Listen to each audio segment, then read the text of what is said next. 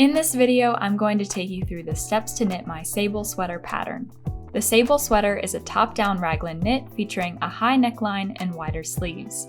The original pattern calls for 2 strands of Feeling Good yarn by Wool and the Gang, or equivalent, but I believe that this knit is a perfect base for you to get creative with whatever fiber you choose, as long as you can achieve the correct knitting swatch on size 10 and 12mm needles. This time around, I'm excited to knit with a new yarn from Drops Design. Their Wish yarn is a bit thicker than Drops Air, but is just as soft and squishy, and as a bonus, this yarn does not include polyamide and is made of all natural fibers. This will be the first video in a 2-part series, so if you want to follow along, go ahead and purchase the pattern available on my Etsy, and let's get started. Here's what you'll need for this project. Since I'm using a new fiber for this project, I made sure to knit a swatch to know what to expect from this yarn. Only 1 strand was used to make this one, and as you can see, it's very flimsy, very lightweight in comparison to the swatch that I just knit over here, which is knit with 2 strands and knit with the correct knitting needles, size 12mm needles. And I mean, I just don't know which one I like better. I think I need to ask Instagram about this. I need to ask you guys, because also, here's for reference, this is the original swatch for the sweater, and it's just as lightweight as the first swatch that I made with 1 strand of Wish wool. I'm gonna take a picture for Instagram and ask what you guys think. And it looks like right now the right side is winning, the double-stranded swatch is winning, and I'm not even gonna pretend to be mad about that because I actually really love how structured it is. I might not be able to get much wear out of it this season, but I know that this is something that I will wear all the time when the weather is cooler. Since I am using a brand new type of yarn for this sweater, one that I've never worked with before, I do find it valuable to use a swatch, but I am not gonna let this go to waste. So I'm unraveling this swatch and I'm going to cast on directly from this unraveled, tangled mess right here. Once you have all of your stitches, it's time to join in the round. As you can see, I have a pretty long cable. What I'm going to do is slightly pull my cord to evenly distribute my stitches. The result is almost an Eiffel Tower shape. In circular knitting, it's really important to mark the start of the round. I just looped together a scrap piece of yarn in a different color than my work. Then you just need to insert your right needle into the next stitch, slightly tug on each string to make sure your work stays snug together. There are many ways to join in the round, and this one is the most basic. I have a video on a different method available to you as well. Continue to knit counterclockwise while shifting your stitches on your cord. Eventually, you'll notice that as your work grows, the easier this is. Once you finish the collar, it's time to prepare for your increases. I place my stitch markers earlier than the pattern calls for so that you have a better look at what I'm doing. Simply knit the number of stitches in the pattern, place 1 stitch marker, then knit 2 raglan stitches, place the next stitch marker, and so on.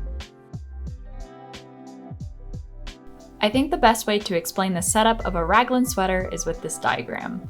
By placing the stitch markers at all of the specified points, we have divided key parts of the body. The center back marks the start of the round. We have placed 8 additional stitch markers to divide the back, front, and the sleeves. As we work counterclockwise, we will be making increases just before the first marker and after the second. The 2 stitches between our markers are referred to as raglan stitches. These essentially act as a border between each section. The number of these stitches should never change.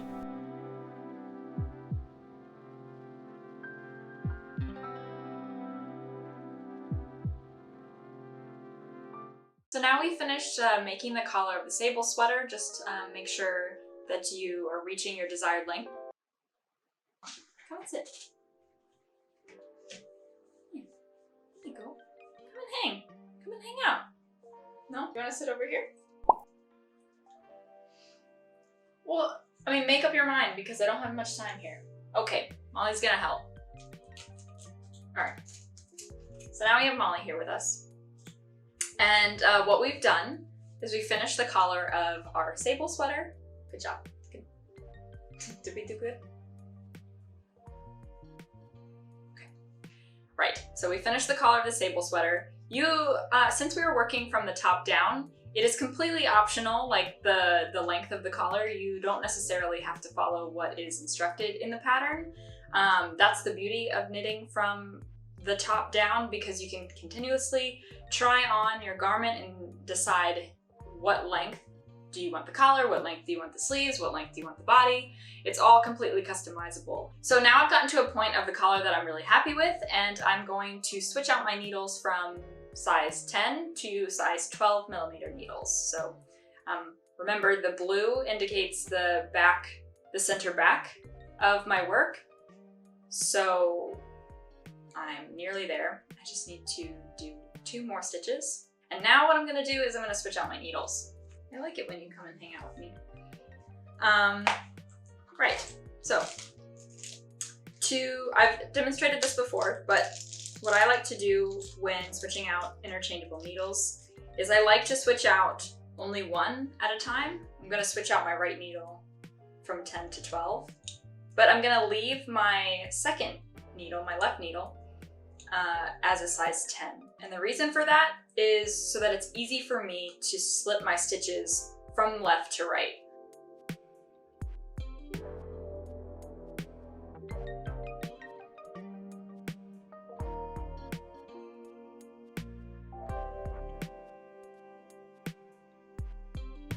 So I finished one row, and now I'm ready to work my increases at all of the different points that I have marked with my stitch markers.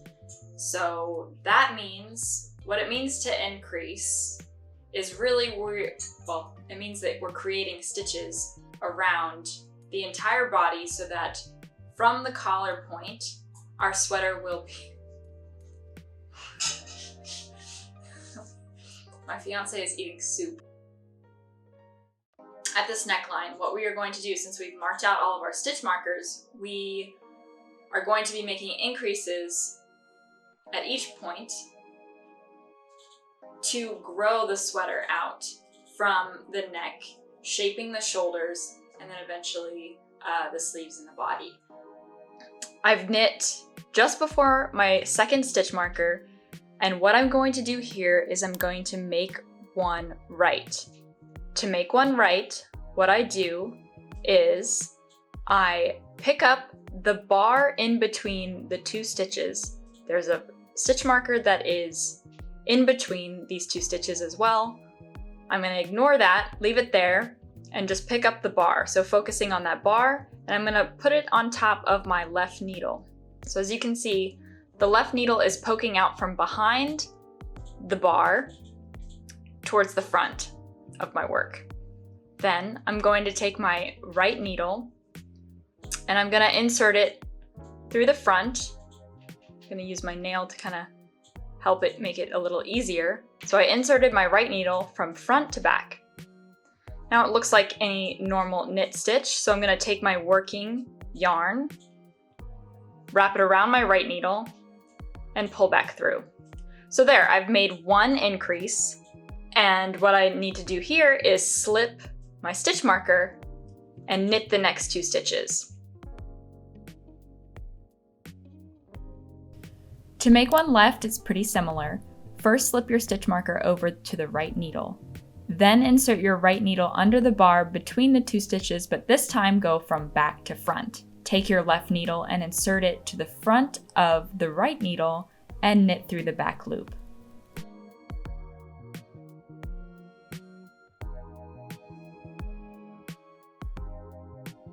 I've knit to 1 stitch just before the raglan stitch, and you can see right here there is a little there's like a little line right here, and a small stitch and a larger stitch.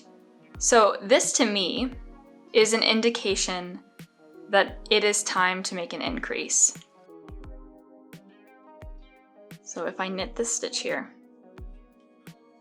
you can see that now we have 2 stitches right here and then a little stitch, a little twist where we made the increase. So for example, let's say I was on just my knit row, and I'll insert some footage there of that too. So when you're just knitting across the row you'll notice that there's only one stitch off your needles. Whereas here we have two. So this is one that I just knit and two. That's an indication that you're ready to increase. You have the 2x2 rib starting at the top with the collar.